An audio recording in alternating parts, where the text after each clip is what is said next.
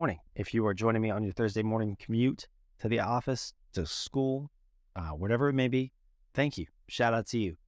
If you are joining me moments after this podcast was uploaded, maybe like 3 or 4 in the morning, hey, that's awesome too. This is just a little reaction pod, late night edition, quickie on the Celtics and the Sixers. We're also going to get into Lakers-Warriors game one after we talk about this Celtics game.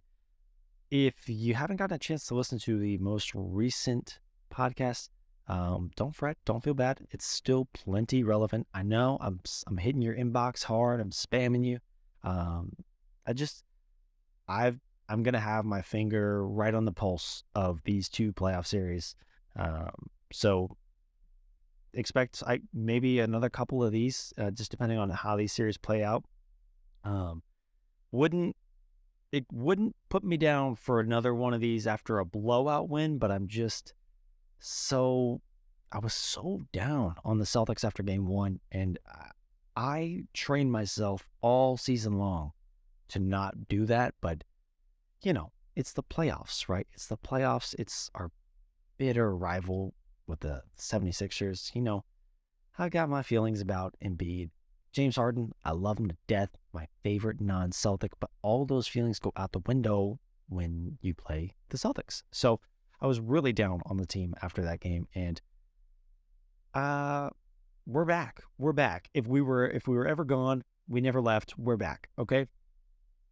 So, the story with game one, no Embiid, obviously. Harden goes absolutely berserk. I think people forget that Harden has that in him. And not that I'm saying people forget about, like, James Harden with the Rockets or anything like that. I do think that the majority of folks believe that he is some early onset form of washed. And I know I'm a big James Harden guy, but he's not. Like, I don't think he's particularly close. The only thing that I would say is valid about maybe feeling that way is the like little naggy injuries, and then he's had a bad leg for probably about 4 years, and it's on and off, but it really hasn't affected too much of his first step and his burst, and he can still get that step back off whenever he wants. He's still, to this day, one of the, I don't know, 8 best one-on-one isolation guys in this league. He is still crafty. He gets to the line. James Harden is still very capable of averaging 30 points a game if he was in a system that allowed him to do that, if that was what was expected of him. So no, I was not part of the crowd that was like, oh my God, I cannot believe he pulled that game out of his ass in game one. Yeah, I mean, surprising to be that good, that efficient on a 45-pointer.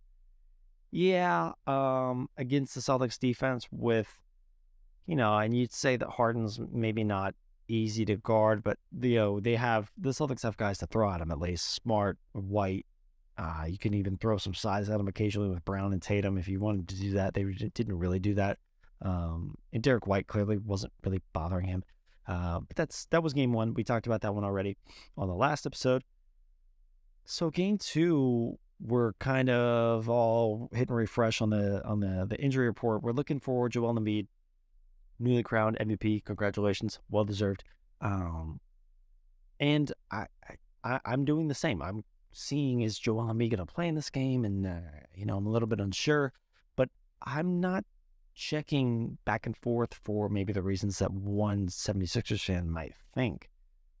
And look, this is not to be a big old like hot takey thing, but I'm kind of like anticipating his return almost. Like, I hated what I saw in game one so much from James Harden and how well that offense opened up around him in that isolation style that really tormented defenses for about 8 years in Houston, right? And I was so reminded of how daunting it can be to face him in a one-on-one, and they're doing the pick and roll and they're switching the screen. You feel like you have to switch the screen, and then you've got Al Horford on Harden, and I just thought they were going to exploit that again if they got the opportunity. So I almost was like pro Embiid's return because I thought, I mean, they literally were saying that he's wearing a huge knee brace. He's wearing a huge knee brace, and they're saying they just want to try to limit damage to the knee sprain.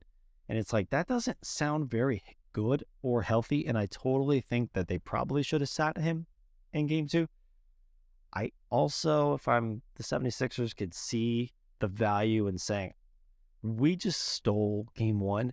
We're going to give our absolute best to try to win 2 in Boston. And I mean, honestly, that could have potentially been wraps on the series. You take a 2-0 lead going home. You got Embiid back. I could see the idea and the value in wanting to play Embiid, but ultimately, the Celtics with desperation, still at home, probably not going to drop 2 in a row, right? Probably not going to drop 2 in a row. And hindsight's 2020, sue me. Embiid does, in fact, return and does not. I don't want to say he looked limited. I mean, he looked like Joel Embiid, and sometimes he just, the way he trods around the floor, he can always kind of look a little limited. He and Jokic are actually kind of both that way, where they just move and it looks like they're in pain, but it's just they're so big that that's just how they move, and they can be unstoppable because of that size.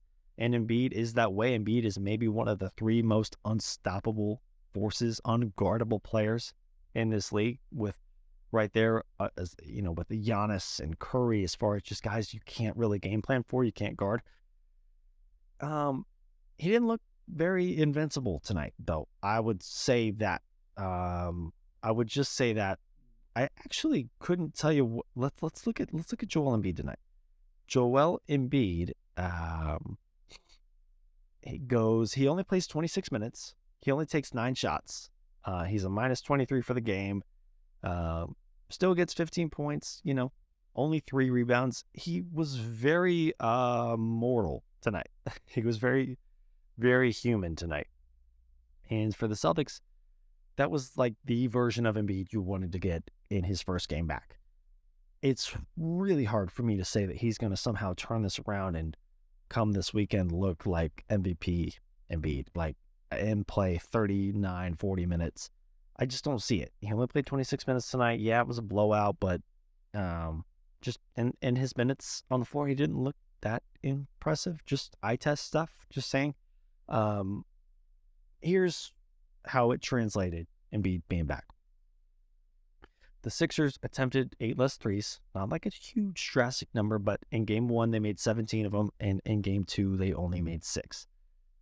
With Embiid, or in game 1, they only grabbed 28 boards. Tonight, they grabbed 41. However, they were out-rebounded in both games, and the low number in game 1 may just be because both teams were just drilling, just shooting the piss out of the ball. Like, seriously, that might be why that number is so low. I mean, it is. They had 5 more turnovers tonight in game 2 than they did in game 1. That's kind of just the big picture, how it translated. Look, you accuse the James Harden-led offense in that style for being too predictable. I think has always been the knock on it. Like, they're going to take a lot of threes. It's going to be a lot of ISO ball. With Embiid's return, I feel like they were always going to make a concerted effort to get him involved. I mean, he's the MVP of the league. Of course they are. He won the scoring title. They're going to try to get him involved. They're going to throw the ball to him in the post. And sure enough, they did attempt fewer threes, right? I'm not going to say that will keep up for the remainder of the series. But they did look slower tonight. They did not feel like they were playing with the pace and the urgency that they did in game 1. They felt like they played a lot faster in game 1. And, that kind of, I think, caught the Celtics off guard, But sure enough, Celtics do prevail in this one. More on the Celtics side, Tatum is out of this game. pretty much the entire time. He only plays 19 minutes, which turns out to be a good thing because you look at it and it's like you steal a game where Tatum was really, foul trouble early, right? He gets the three quick fouls in the first half and then checks in the third quarter, instantly gets the fourth. And then from that point on, they just went on a run, and then they didn't need him because it started to become a blowout. So he ends up basically getting a night off in a weird sense, which is strange because he starts this game attacking the basket. Like two quick plays where he's just right at the rim in your face, going to the line, and then that kind of goes away. And it was really Jaylen Brown. Jaylen Brown steps up. Second straight game, Jaylen Brown sets the tone of these games. I think Malcolm Brogdon's doubled down on that tonight post-game. And speaking of Brogdon, man, it is so good that they got him as the Sixth Man of the Year. Not like that award is like historically like a huge deal or whatever, but I'm just saying, like, looking at quickly and on the Knicks and then looking at Brogdon with the Celtics, he just looks like he knows what he's doing. He just looks like he belongs on the floor. He bangs in 6 threes off the bench tonight, and he just is so poised, so confident. And I'm at the point now, where he throws it up, and I'm like, that's in. That just looks good. And he's got the most awkward little push shot, and you can't block it, and he gets it off too fast, and it's cash every single time, it feels like. I haven't seen Malcolm Brogdon miss since, like, January, dude. He's nuts. But just not enough can be said about Jaylen Brown. His urgency that he's played with in this series so far has been important. To come out just raging out of the gates. And then, of course, the downfall of game one was he only attempted 2 shots in all of the second half. He made sure to not do that. Third quarter, he burst out of the gates, several shot attempts in the first minute, and they were good. And it really propelled the Celtics and gave them the energy. I mean, he brought the energy tonight. And he brought the energy in game one. It just wasn't enough. He kind of tailored off there towards the end of game one, but made sure to correct that tonight. And thank God for it, because he is kind of been the catalyst so far for the Celtics in this first round. And it gets back to this everlasting, everlong dilemma of the Tatum Brown, like yin yang. Like, if Tatum's up, then Brown can be a complementary piece and kind of help him out and fill in the gaps. And then when Tatum's down, Brown is on it. He knows, okay, I got to step up. I got to score. If they're sending 2 to Tatum, I have to be ready for the ball and I have to be ready to score. And it's a really special relationship and dynamic that they have. I mean, I believe they did actually finish the season as the highest scoring duo in the league, and you can feel it. You can feel it. This team, I have only ever rooted for them, so I don't know what it's like to root against them, but I can only imagine it being a little bit terrifying, because if one of them's off, they still have another all-star wing who can score 30 points a game, and that's got to be terrifying. And we're going to need more JB in this series, that's for certain, but we are going to need Tatum to refine their groove. And I'm not really saying he was bad tonight. He actually was a game high plus 24. Take that with a grain of salt. I mean, the Celtics were awesome tonight, so make of it what you will. But only in 19 minutes, he was still effective. He found ways to, get involved, and it didn't have to necessarily be in the form of scoring. Like I said, I really appreciate the fact that he got basically a night off. Last year you could see he was really tired by the end of it in the finals. He was kind of tired towards the end of game one.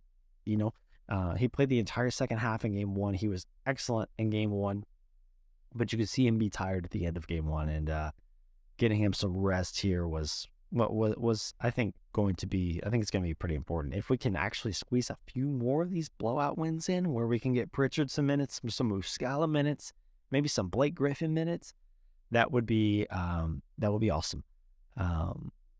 Celtics tonight attempted double the amount of threes than they did in game one. Joe Mazzulla spoke to it pre-game, post-game. They really wanted to get after the shooting, and they did that. They did just that.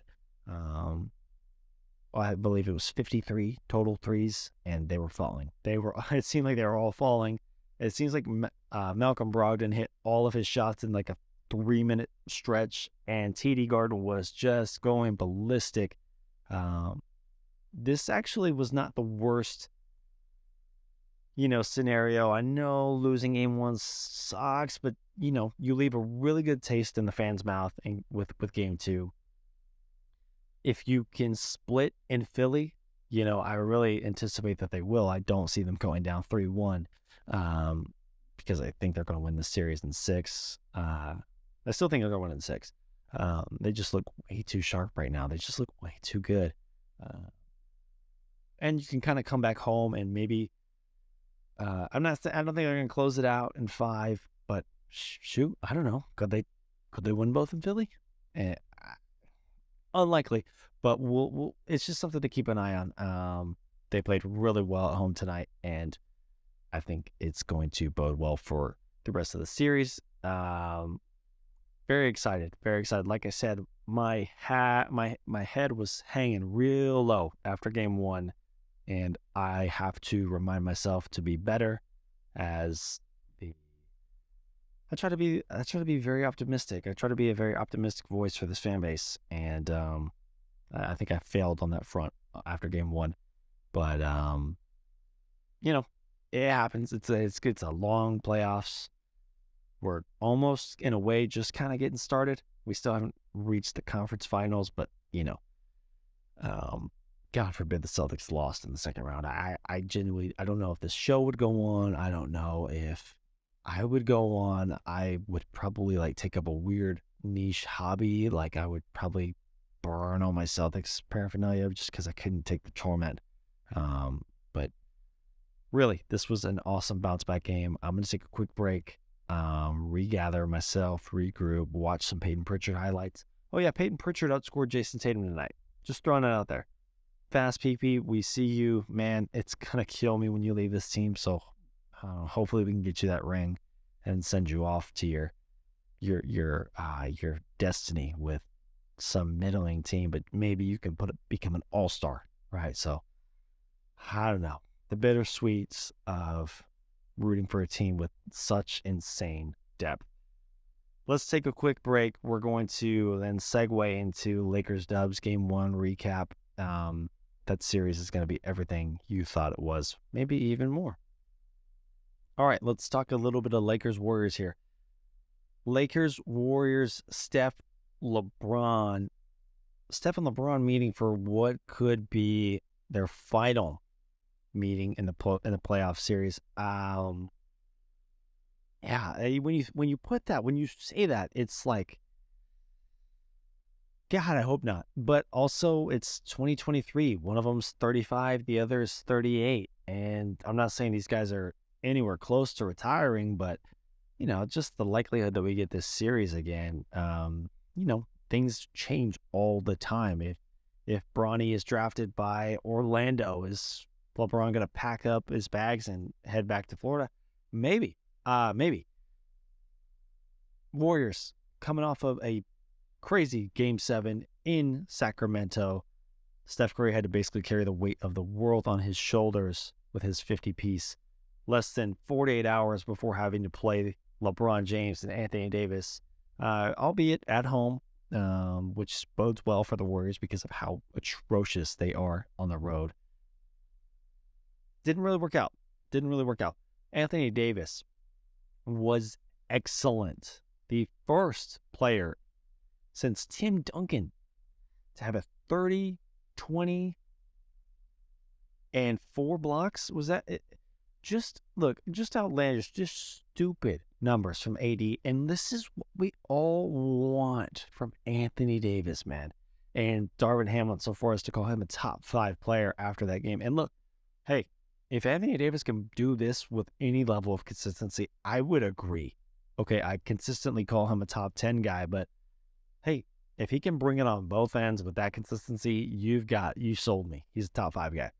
However, we just don't see that, and unfortunately, it's more often than not to do with his health and his lack of availability.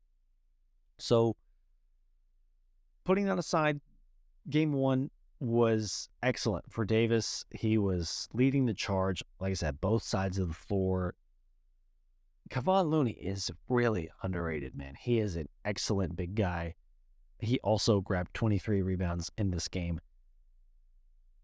That's not going to do it, though. Kevon Looney's not going to be able to contain or even really even slow down Anthony Davis. If Anthony Davis is as aggressive as he was in game 1, I'm not going to say this could be a short series. There's no way on earth I would believe that this series goes less than 6. But damn, it's going to be tough. It's going to be tough because LeBron felt like, I don't know, the 3rd or 4th most important guy on the floor that night. And maybe not 4th. Maybe like the 3rd most important guy on the floor that night. And just, it didn't matter. It just didn't matter. Anthony Davis has freed him up. And Reeves, believe it or not, has freed him up to be off the ball, conserve some energy, actually bring some energy on the defensive side of the floor. Lakers in game 1 have 10 blocks, okay? Lakers had 10 blocks. LeBron is averaging, and I was just curious because it's just felt like, and maybe it's just me being a LeBron guy, it's just felt like he's been really active with the hands, really blocking shots. He's had so many of those classic LeBron off the backboard, just chase down artist blocks, and he is averaging 1.6 blocks a game in the playoffs, which is really pretty impressive number. He's been excellent. AD had 4 blocks that night. Russell and Schroeder each without blocks, a couple steals. Russell and Schroeder are, I mean, for what they are, they have been really fun. If nothing more, they have been really fun to root for, to watch. They made life really hard for Steph and Clay the other night. And Clay and Steph, they combined for, they go 19 for 49. Curry has the 5 turnovers. Curry's 10 for 24. I mean, they made them work, okay? And that's not to say that Curry didn't hit some crazy tough shots and Clay didn't come out of the gates rolling. But look, they finished this game shooting all not that well. And it came down to a couple of Jordan Poole threes that, questionable shot attempts at best. Vanderbilt starts this game, 2 blocks, 2 steals for him. He's kind of been hit or miss for me. And I think he was excellent right after the trade and was really good throughout most of the rest of the regular season for the Lakers. But I think it's fair to say he's not been maybe a seamless or a perfect fit this entire playoff stretch so far, but definitely looked good. And game 1 was very active, was wreaking havoc, which is really what he needs to do. He needs to be a really good defender. They're going to stick him in that corner, and he's going to get those shot attempts. It's going to fall or it's not, and it doesn't really make a difference because he's their best option at that kind of that tweener spot, starting alongside Davis and LeBron.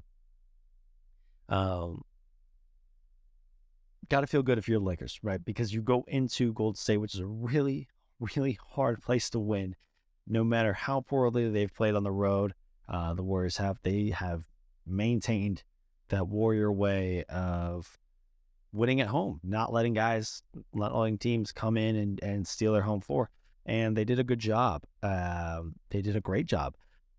Going in game 1, like I said, LeBron and AD had to force the issue. They had to make sure that they were present, that they were felt in game 1. They could not take this game off. You're catching the Warriors on short rest, a totally different game plan than they had for the Kings. And, that was a window, a time that you had to come in and just show up. And if you're gonna win the series, you're gonna have to win one on the road. And that was the one they won. Give me the Warriors in game 2. There's no way. Very similar to how I felt about the Celtics. There's no way they lose 2 in a row at home. Go down 0-2. Absolutely not. They know they're not good enough on the road to come out lackluster or low energy in game 2. So this series is going to be, I'm telling you, it's going to be 1-1 going into LA. And just like the Lakers did, the Warriors are going to hope to split this series or split the road games. I am less faithful in the Warriors' ability to do that. I know they just won a big Game 7 on the road, but they also dropped several games in Sacramento. Playing in LA, they don't light the beam, but it is a pretty hard place to play, especially when you consider just how amped those fans are to have real, meaningful playoff basketball right in front of them.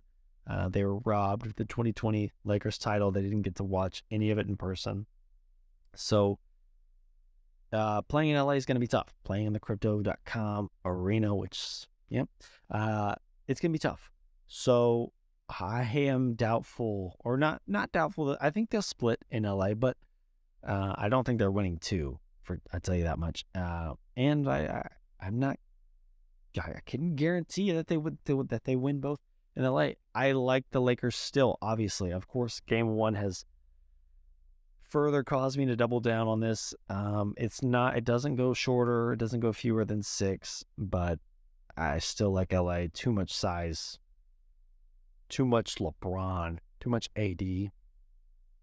The Warriors are going to have to rely on shot making, and they actually relied, unironically, the last Jordan Poole shot, make of what you will, they relied on him a lot, and he's not doing what he did in Game 1. He played pretty well offensively in Game 1.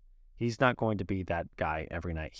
I don't think the Warriors know what they're really going to get from him the rest of the series. If you're the Lakers, I think you're probably like, hey, we won a game and Jordan Poole's pretty good. Maybe the Warriors talk themselves into playing Jordan Poole more, and maybe Jordan can catch lightning in a bottle here and kind of, I don't know, find a rhythm. But I don't know. I just don't think he's got the chops to be a consistent option for the Warriors for the remainder of this playoff stretch. So, and that's kind of what this comes down to. I think that the Warriors are a little bit like, what's our team? Like, you've got Steph, you've got Clay, you got Draymond, you got Looney, which is at least nice to say that they know that they have a big guy they can count on. And they're playing him. They're playing Looney a lot. They're playing big, which is not the Warrior way. But Looney is been a damn good, important player for the Warriors. Outside of the core guys, who do you got? You got Jordan Poole. You're going to play Poole, I think. Some nights he does look unplayable. Some nights he hasn't played. But he's going to play in this series, I'll tell you that. You don't really know what you have in Gary Payton right now. He's kind of just a defensive substitution, and he hasn't looked that good. I don't know if he's healthy, because he was awesome in the playoffs last year and really dictated or swung that Celtics series in their favor in the finals. He doesn't look like that same guy right now. Getting nothing from Kuminga, not playing Kuminga. Playing a lot of Moses Moody. I still don't really know what he does. Really, I don't know. It's just kind of a lot of question marks for the Warriors, that bench. And I don't love it. The Lakers, I know that they're going to play Rui 10 to 20 minutes, depending on how the shot's looking and depending on if he can win his matchup. You're going to get the starting 5. You're going to get Schroeder off the bench. He played 31 minutes off the bench in Game 1. That's a real, legit, viable option for them. Reeves has been showing for a couple months now, he is not a one-trick pony, not a one-hit wonder. He's actually he's doing a lot of the ball handling work. They're getting him in a lot of pick and rolls. They're really using him as a lead option on offense, and I just think the Lakers have more options. And that's kind of it. I've been saying that the depth is so important in these playoffs. I know we trimmed down to an 8-man rotation realistically, but who are your best 8? And the Warriors, I can't point to 8 guys that I really love. I'm not saying I love all of the guys in the Lakers, but they at least, I know what they're going to give me, right? And that same sentiment cannot be said for the Warriors. I think it's going to go 6-7 Lakers. Yeah, I think the rest of the series is going to play out. There's no way the Warriors drop game 2. So I will be seated. I will be watching, but just know that they will probably make 53 pointers and look like the Warriors and then try to swing this momentum back into LA. But that's not going to be an easy task for them. They're so bad on the road. But great showing from the Lakers, no doubt, in game 1. This series is going to be amazing. It's going to be awesome. I really think so. I think it's going to go long. I think it's going to be great. The games are going to be close. Yeah, really excited. Really excited. It's going to be maybe a more emotional towards the end of the series when it feels like it might be slipping away or it might be coming to a close. And ultimately, one of these two teams, which are extremely popular, very beloved, filled with so many talented players who all deserve to be on a deep playoff run. One of those teams is going to have to go home, and that's going to be a little bit of a bummer. But if, as a Celtics fan, Steph Curry still puts the fear of God in me, so I am kind of low-key pulling for the Lakers here because while I just gave you a million reasons why I think the Lakers are a better team, I do still fear that matchup, at least. I don't think the Celtics match up tremendously well against the Warriors. However, nobody matches up well against Steph Curry. That being said, that kind of wraps this up. Just a little half hour hitter on a couple of playoff games. Yeah, I'm gonna maybe keep an eye out. I may do a couple more of these throughout the playoffs. Next big game, Lakers tomorrow. If the Celtics just keep wowing me, I might just do little post-game reactions, post them to YouTube or something. But this was fun. This was just, I had to get some thoughts out, and I was able to do so. And I appreciate you for joining me. Thank you for listening. Subscribe to the pod, and we'll catch you in the next one.